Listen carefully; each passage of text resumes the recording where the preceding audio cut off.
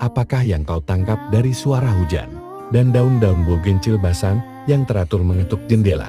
Apakah yang kau tangkap dari bau tanah? Dari licik air yang turun di selokan?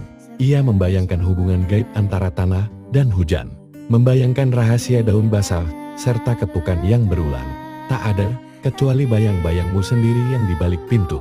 Memimpikan ketukan itu. Memimpikan sapa pinggir hujan. Memimpikan bisik yang membersit dari titik air.